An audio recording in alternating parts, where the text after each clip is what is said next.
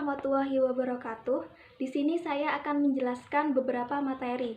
Yang pertama adalah konsep fikih. Secara bahasa, fikih berarti ilmu dan pemahaman. Sedangkan secara istilah, fikih adalah ilmu yang menjelaskan hukum-hukum syar'i yang berkaitan dengan perbuatan mukallaf yang dikeluarkan oleh dalil-dalil yang terperinci. Sedangkan pengertian ibadah adalah secara bahasa memiliki pengertian tunduk, taat, hina, dan pengabdian. Sedangkan secara istilah, ibadah memiliki pengertian apa-apa yang dikerjakan oleh seseorang demi mendapatkan ridha Allah serta mengharapkan pahalanya. Jadi, fikih ibadah adalah ilmu yang membahas dasar-dasar hukum syar'i yang berkaitan dengan ibadah seperti sholat, zakat, puasa, yang bertujuan untuk mendapatkan ridha Allah dan sebagai bentuk pengabdian kepada Allah. Oleh karena itu, ruang lingkup fikih ibadah adalah thaharah, sholat, puasa, zakat, dan haji. Selanjutnya, macam-macam ibadah. Dilihat dari jenisnya, ibadah itu dibagi menjadi dua. Yang pertama, ibadah mahdhoh dan ibadah ghairu mahdhoh. Mudahnya, ibadah mahdhoh itu tata caranya harus mencontoh Rasulullah, sedangkan ibadah ghairu mahdhoh tidak harus. Kemudian, dilihat dari segi kepentingannya, ibadah itu dibagi menjadi dua, ibadah ijtimai dan ibadah fardhi. Ibadah ijtimai itu contohnya seperti zakat, dan ibadah fardhi itu contohnya seperti sholat. Lalu, dilihat dari segi pelaksanaannya, ibadah itu dibagi menjadi tiga, ibadah jasmaniyah seperti sholat, dan ibadah ruhaniyah seperti zakat, dan ibadah jasmaniyah sekaligus ruhaniyah seperti haji. Kemudian, dilihat dari sifat dan bentuknya, ibadah itu dibagi menjadi empat, ibadah qauliyah, ibadah yang sudah ditentukan tata cara pelaksanaannya, ibadah yang belum ditentukan tata cara pelaksanaannya, dan ibadah dalam bentuk menahan diri. Selanjutnya, prinsip ibadah. Prinsip ibadah itu niat karena Allah, ikhlas, sesuai dengan ketentuan Al-Quran dan hadis, tidak menggunakan perantara, seimbang antara dunia dan akhirat, tidak berlebihan, dan mudah. Jadi, apabila kita ingin ibadah kita diterima oleh Allah, maka dalam ibadah kita itu harus ikhlas. Ibadah kita juga harus sesuai dengan ketentuan Al-Quran dan hadis, tidak riya, dan bermuraqabah.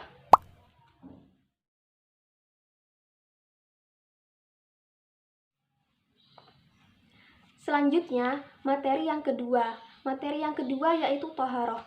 Thaharah secara bahasa berarti bersuci, sedangkan secara istilah, thaharah berarti menyucikan badan, pakaian, dan tempat dari najis dan hadas sesuai dengan ketentuan syariat Islam. Kemudian, macam-macam najis. Najis dilihat dari wujudnya dibagi menjadi dua, najis ainiyah dan najis hukmiyah. Najis ainiyah itu adalah najis yang wujudnya terlihat, sedangkan najis hukmiyah adalah najis yang wujudnya tidak terlihat, seperti air kencing yang sudah mengering. Selanjutnya, najis apabila dilihat dari segi berat ringannya dibagi menjadi tiga. Yang pertama, najis muwalladhoh, najis yang berat, contohnya seperti babi. Cara menyucikannya dengan membasuhnya 7 kali dengan air, salah satunya dengan debu. Yang kedua, najis mutawassithah, najis pertengahan, contohnya seperti darah. Cara menyucikannya dengan mengaliri air pada najis tersebut. Yang ketiga, najis mukhaffafah. Najis mukhaffafah adalah najis yang ringan, seperti air kencing bayi laki-laki yang berumur di bawah 2 tahun dan tidak memakan apapun selain susu ibunya. Cara menyucikannya dengan memercikkan air pada najis tersebut. Selanjutnya, macam-macam hadas. Hadas dibagi menjadi dua, hadas besar dan hadas kecil. Hadas kecil itu ketika seseorang sudah melakukan buang hajat. Sedangkan hadas besar itu ketika seseorang dalam keadaan najis yang mengharuskan dia melakukan mandi wajib. Lalu, cara thaharah. Cara thaharah itu ada 3. Yang pertama, wudhu. Wudhu secara bahasa berarti bersih. Sedangkan secara istilah, wudhu adalah Menggunakan air pada anggota tubuh tertentu dengan cara tertentu dengan tujuan untuk menghilangkan hadas kecil. Rukun-rukun wudhu ini ada 6. Yang pertama, membasuh muka. Kedua, membasuh tangan sampai siku. Yang ketiga, membasuh kepala. Yang keempat, membasuh kaki sampai mata kaki. Yang kelima, tertib. Dan yang keenam, mualah. Yang kedua yaitu mandi. Mandi adalah mengguyurkan air ke seluruh tubuh dengan tujuan untuk menghilangkan hadas besar. Mandi itu dibagi menjadi 2, mandi wajib dan mandi sunnah. Mandi wajib itu dilakukan ketika sudah melewati masa menstruasi, nifas, dan sebagainya. Dan mandi sunnah itu contohnya seperti mandi ketika akan sholat Jumat, mandi ketika sa'i, dan sebagainya. Yang ketiga yaitu tayamum. Tayamum adalah pengganti wudhu atau mandi yang seharusnya dengan air tetapi dilakukan dengan tanah atau debu yang suci.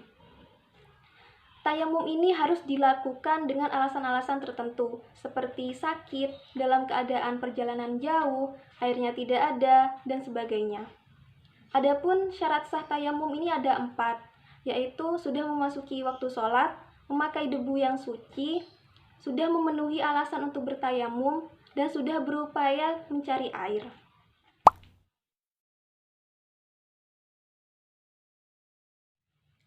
Selanjutnya, materi yang ketiga. Materi yang ketiga adalah sholat. Sholat secara bahasa berarti doa. Sedangkan secara istilah, sholat adalah ibadah yang terdiri dari beberapa perbuatan dan ucapan yang diawali dengan takbiratul ihram dan diakhiri dengan salam. Sholat ini hukumnya wajib, sehingga barang siapa yang meninggalkan sholat secara sengaja dan menentang kewajiban sholat, maka dia dihukumi murtad. Kedudukan sholat ini sangat penting, yaitu sholat ini sebagai tiang agama. Ibadah yang pertama kali dihisab, ibadah yang pertama kali diwajibkan, ibadah yang merupakan penghubung secara langsung antara Tuhan dan hambanya, dan ibadah yang menjadi pemisah antara muslim dan yang non-muslim. Selanjutnya, syarat wajib sholat. Syarat wajib sholat yaitu Islam, balik, berakal, sadar, dan suci dari hadas besar dan hadas kecil. Kemudian, syarat sah sholat. Syarat sah sholat yaitu memasuki waktu sholat, menghadap kiblat, menutup aurat, dan suci badan, pakaian, dan tempat sholatnya. Kemudian, waktu-waktu sholat.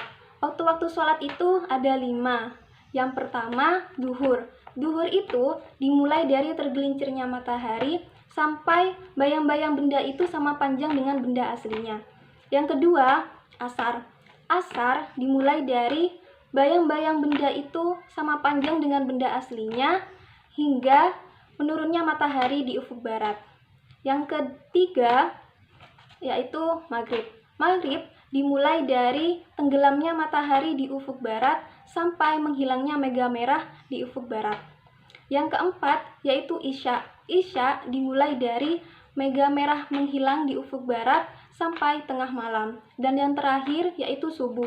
Subuh dimulai dari terbitnya fajar shodiq sampai terbitnya matahari. Selanjutnya rukun sholat. Rukun sholat yaitu berdiri apabila mampu, membaca Al-Fatihah, rukuk dan tumakninah, iktidal dan tumakninah, sujud dan tumakninah, duduk di antara 2 sujud dan tumakninah, membaca tasyahud akhir dan tumakninah, membaca sholawat Nabi setelah tasyahud akhir, salam, dan tertib. Adapun sebelum sholat dianjurkan melakukan azan dan iqomah.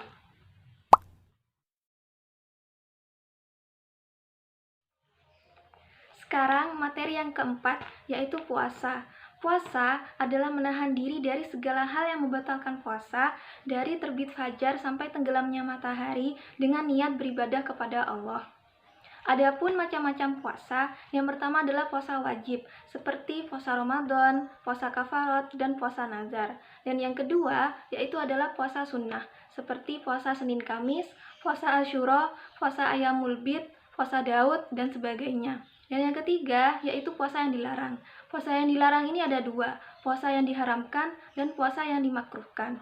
Puasa yang diharamkan itu contohnya seperti berpuasa di hari raya, berpuasa di hari yang meragukan, dan yang dimakruhkan ini contohnya seperti berpuasa 1 tahun penuh dan berpuasa wisal. Kemudian, saya akan menjelaskan lebih rinci lagi mengenai puasa Ramadan. Puasa Ramadan ini hukumnya wajib bagi setiap muslim laki-laki dan perempuan yang sudah balik dan berakal serta mampu menjalankan puasa. Adapun penetapan bulan Ramadan ini ditentukan dengan melihat hilal di bulan Ramadan. Tetapi ada beberapa jenis orang yang boleh tidak menjalankan puasa. Contohnya seperti orang sakit, orang dalam perjalanan, wanita hamil, wanita menyusui, dan orang yang sudah tua. Lalu, syarat sah puasa. Syarat sah puasa yaitu niat dan suci dari haid dan nifas. Kemudian, rukun puasa. Rukun puasa itu hanya ada satu, yaitu menahan diri dari segala hal yang membatalkan puasa dari terbit fajar sampai tenggelamnya matahari. Adapun hal-hal yang dapat membatalkan puasa itu seperti makan dan minum dengan sengaja, muntah dengan sengaja, haid dan nifas, sengaja mengeluarkan air mani, dan niat kuat untuk berbuka. Apabila sebab-sebab batal puasanya seperti itu, maka wajib untuk mengganti puasanya. Ada pula hal yang membatalkan puasa yang wajib mengganti puasanya sekaligus membayar kafarat, seperti jima di siang hari. Kafaratnya dapat memilih antara memerdekakan hamba sahaya, memberi makan 60 orang miskin, atau berpuasa 2 bulan secara berturut-turut.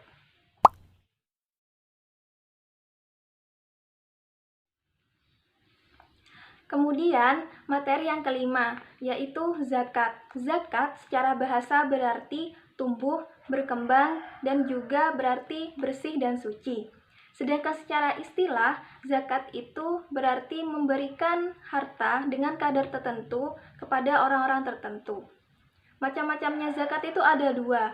Yang pertama, zakat fitrah, dan yang kedua, zakat mal.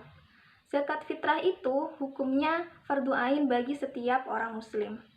Adapun syarat wajib zakat fitrah yaitu Islam dilaksanakan setelah tenggelamnya matahari di hari terakhir bulan Ramadan sampai sebelum sholat Id dan memiliki harta berlebih. Adapun rukun-rukunnya zakat fitrah itu ada 4, niat, mustahik, muzaki, dan makanan pokok yang akan dizakatkan. Lalu, waktu-waktu mengeluarkan zakat fitrah. Yang pertama, mubah, yaitu ketika awal bulan Ramadan sampai akhir bulan Ramadan. Yang kedua, wajib, yaitu ketika setelah tenggelamnya matahari di akhir bulan Ramadan. Yang ketiga, afdol, yaitu ketika setelah sholat subuh sampai sebelum sholat Id. Yang keempat, makruh, yaitu ketika setelah sholat Id sampai tenggelamnya matahari.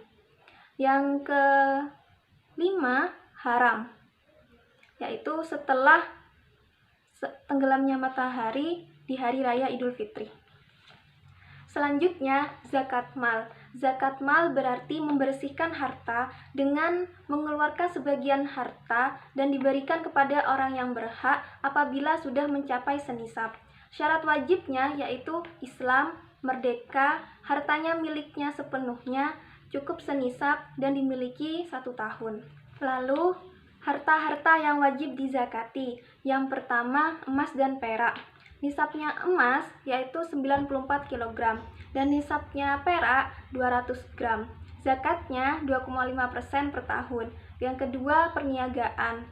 Nisabnya harta perniagaan itu sama dengan emas dan zakatnya 2,5% per tahun. Yang ketiga, binatang ternak.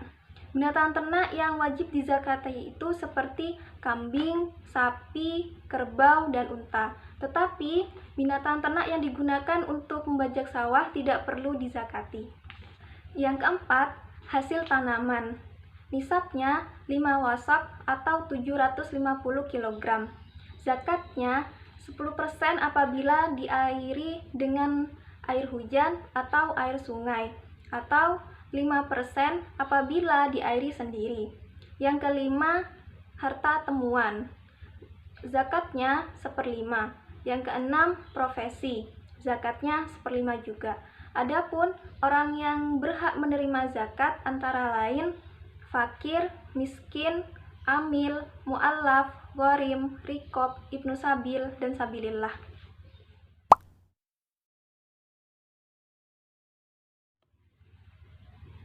Selanjutnya, materi terakhir. Materi terakhir itu haji. Haji secara bahasa berarti menyengaja. Sedangkan secara istilah, haji adalah sengaja berkunjung ke Baitullah di Mekah dengan niat untuk beribadah kepada Allah dengan waktu, syarat, dan tata cara tertentu. Adapun syarat-syarat wajib haji yaitu Islam, baligh, berakal, merdeka, dan mampu.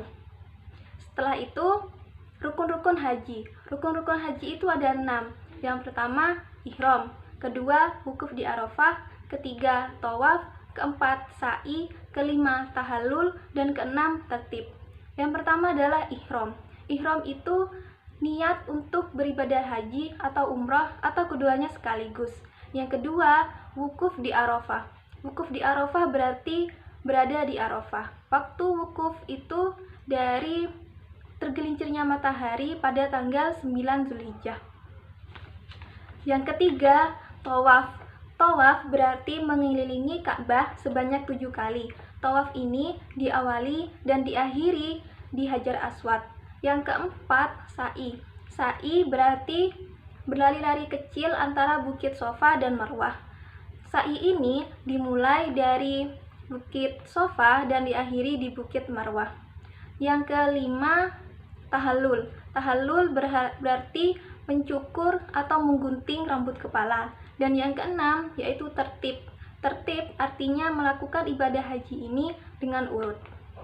Selain itu, ada beberapa wajib haji seperti memulai ihram dari mikot, mabit di Muzdalifah, mabit di Mina, melontarkan jumroh, ula, wusta, dan akobah, meninggalkan segala hal yang terlarang ketika berihram, dan melakukan tawaf wada. Selanjutnya, sunnah-sunnah haji seperti membaca sholawat, membaca talbiyah, memasuki Baitullah dari pintu Hijri Ismail, dan melaksanakan tawaf kudum. Lalu, dam haji. Dam haji yang pertama memilih antara berpuasa 3 hari atau menyembelih seekor kambing atau memberi makan orang miskin sebanyak 9,5 liter. Dam ini diberikan kepada orang-orang yang melanggar peraturan seperti memakai parfum, memakai penutup kepala, dan memakai pakaian berjahit bagi laki-laki, menutup wajah dan menggunakan sarung tangan bagi yang perempuan, melakukan pernikahan atau menjadi wali nikah, dan sebagainya. Dam yang kedua yaitu bagi orang-orang yang memburu binatang halal di tanah haram. Damnya yaitu menyembelih binatang yang sejenis dengan binatang yang dibunuh, atau berpuasa dengan lama puasanya itu seharga dengan binatang yang dibunuh. 1 hari setara dengan 0,8 kg, atau bersedekah seharga dengan binatang yang dibunuh. Dam yang ketiga yaitu bagi orang-orang yang melaksanakan haji tamattu atau haji kiron. Damnya yaitu menyembelih seekor kambing atau berpuasa selama 10 hari, 3 hari di tanah haram dan 7 harinya di tanah airnya. Sekian dari saya.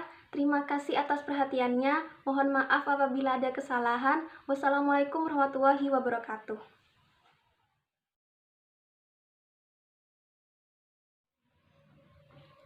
Kemudian, saya akan menjelaskan lebih rinci lagi mengenai puasa Ramadan. Puasa Ramadan ini hukumnya wajib bagi setiap balik.